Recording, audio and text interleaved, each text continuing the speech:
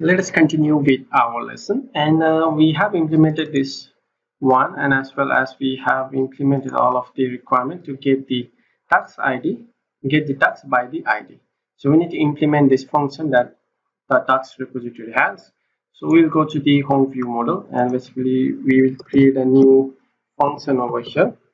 I'll just say as a private function and get tax by ID. And what we will do now is here we need to pass this particular max ID.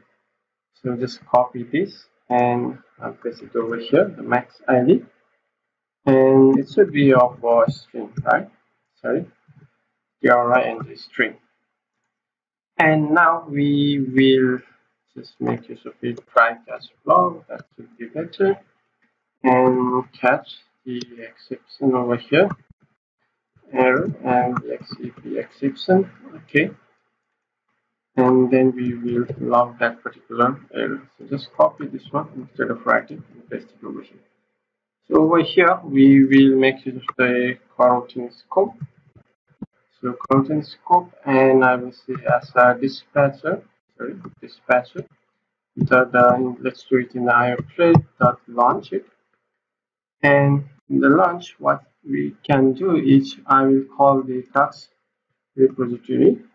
Right, so I will call the tax repository dot get the tax by ID, and I need to pass the token.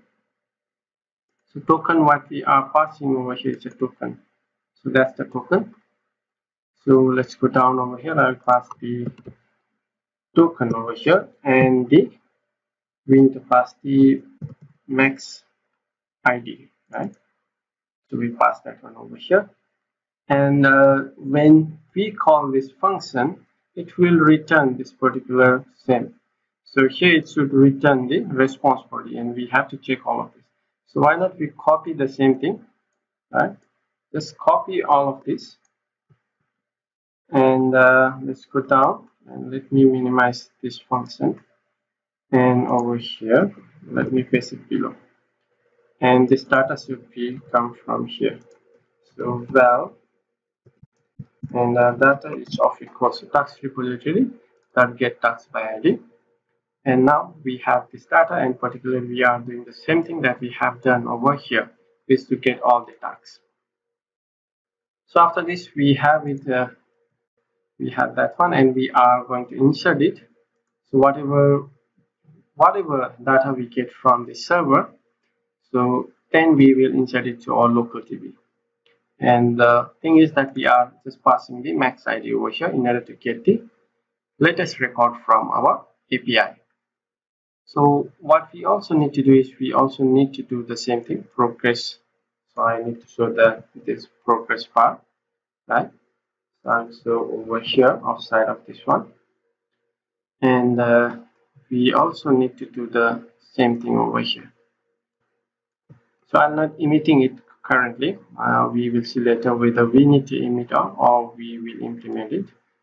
Then over here, and after that I will just say over here, and inside the one I will just post the value as the progress.false, and I'll do the same thing over here.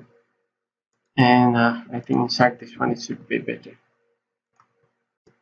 Okay, and I think that should be fine. And let's see what are the things that we can change still. So the next thing that we will do over here is after get max ID. So when we have a get max ID, what we will do is we will call this function. So over here I can just say get max ID, get the tax by ID, and I will pass this particular max ID over here. And why it says we need to pass it to a string, to a string. So let's pass it over there. So this we call the get the tax by ID from API, right? So we are calling it from API. So let's copy this and do the same thing over here. Okay, so let me arrange it properly. somewhere here, and this one should be somewhere over here.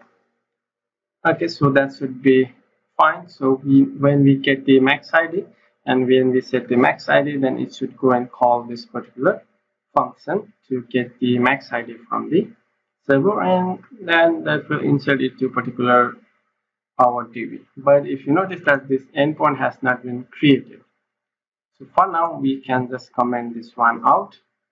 So later we will do it, and the next thing that we will do is after we insert it to this, after we get from the API, then we need to get it from our local DB and populate it to our view.